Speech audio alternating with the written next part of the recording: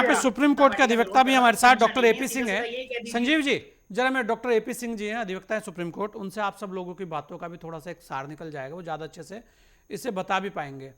जी AP Singh साहब, क्या लगता है आपको कि इस तरीके का बिल आता है तो क्या वास्तव में जो बात कही गई है कि सुप्रीम कोर्ट फिर उसमें हस्तक्षेप कर सकता है या और भी बहुत सारी चीज़ें आ सकती हैं, आप इस बिल को कैसे देखते हैं? और पहले से ही जो बहुत सारे कानून हैं उन्हें कैसे देखते हैं और कहां कमी है कि इस पर परेशान है? दूसरी बात, विपक्ष ये कह रहा है कि ये परेशान करने के लिए बिल लाया जा रहा है, मतलब उनकी नियत और मंशा दोनों पे सवाल खड़ा किया जा रहा है। जी नहीं, देखिए, पहले तो मैं आपको बहुत बहुत धन्यवाद करता हूं। आप देश के वरिष्ठ एडिटर इन चीफ पत्रकार के माध्यम से आप जो पत्रकारिता का आयाम है, निष्पक्ष, निडर, निर्भीक पत्रकारिता को आपने बना के रखा।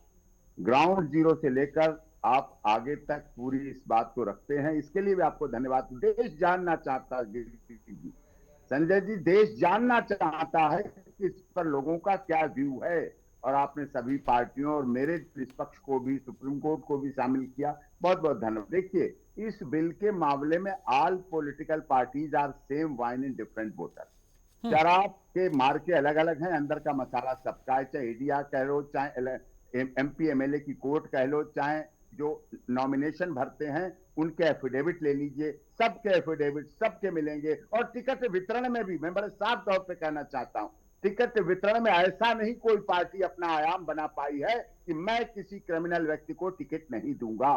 ऐसा होता है, कई बार ज्यादा हो जाते हैं उस पर केस, तो उसकी पत्नी आ जाती है, बेटा आ जाता है, भाई आ जाता है, परिवारवाद वहां पर चलने लगता है संभालने के लिए। एक चीज ये है, बिल के दुरुपयोग की जैसी बात कह रहे हैं हमारे संजीव करंजनाथ जी कह रहे हैं, ये मिसयूज, देखिए, विपक्ष तो मिसयूज की बात कहेगा ही, और सत्ता पक्ष, हमारे बहुत अच्छे प्रवक्ता है बीजेपी के मिश्रा जी, रमाकांत मिश्रा जी, वो तो अपनी बात कहेंगे कि जो आया वो अच्छा आया है। हमारे जैसे निष्पक्ष लोग हैं, वरिष्ठ पत्रकार ए के मिश्रा जी, ये बीच की बात जरूर करेंगे, और करना भी चाहिए, ऐसा भी होना चाहिए। 30 दिन का जो समय है वो थोड़ा सा कम क्यों दिख रहा है? 28 साल हो गए मुझे वकालत करते हुए, नीचे से लेकर ऊपर तक 50-51 लॉयर्स की टीम है, हम देखते हैं एमपी एमएलए कोर्ट में केस लगते हैं, अरेस्ट होता है, एक एमपी, एक एमएलए अरेस्ट होता है, बहुत एमपी एमएलए अरेस्ट होते हैं, और ऐसा क्रम चलता रहता है। सच्चे कौन डिसाइड करेगा? कोर्ट डिसाइड करती है। अब कोर्ट डिसाइड होने तक, कोर्ट डिसाइड होने तक 14 दिन की पहली जेसी, दूसरी जेसी, पहली जेसी आई, जज साहब छुट्टी पे हैं, दोबारा टाइम आया, स्ट्राइक पे हम लोग बार के खिलाफ नहीं जा सकते, कोई भी कितना बड़ा वकील हो, बार ने स्ट्राइक कर दी, स्ट्राइक कर दी। तीसरी बात, अब आ गए पब्लिक प्रोसिक्यूटर साहब छुट्टी पे। अब हम पहुंच रहे थे डेट पर, बेल की डेट, बेल के लिए मैं कह रहा हूं, अब पहुंचने वाले थे, जाम था, जब तक पहुंचे नंबर निकल गया, फिर डेट पड़ गई। आगे अगली बार क्या हुआ, जो दूसरे एडवोकेट थे उनके कंप्लेनेंट के, उनकी मदर बीमार हो गई, वो ऐसी अनअवॉइडेबल सर्कमस्टेंसेस में नहीं पहुंच सकते, नेचुरल चीजें हैं। तो जो 30 दिन का टाइम है, अब झूठा सच्चा कौन डिसाइड करेगा? ना तो हमारे एडिटर इन चीफ साहब गिरी साहब करेंगे, ना डॉक्टर एपी सिंह करेंगे, कोर्ट डिसाइड करेगी। कोर्ट को डिसाइड करने के लिए क्या पर्याप्त टाइम है? उस बीच में सीडीआर निकलवानी है, सीसीटीवी फुटेज कलेक्ट करने हैं, 161 के स्टेटमेंट लेने हैं, सीएफएस रिपोर्ट लेनी है, डीएनए, अगर रेप केस है तो डीएनए की रिपोर्ट आनी। क्या हमारी लेबोरेटरी सीएफएसएल रिपोर्ट इतनी सक्षम है कि फटाफट एक एक साल 1.5 साल रिपोर्ट नहीं आ पाती है रेप केसों में, बेल नहीं हो पाती उसके बीच में?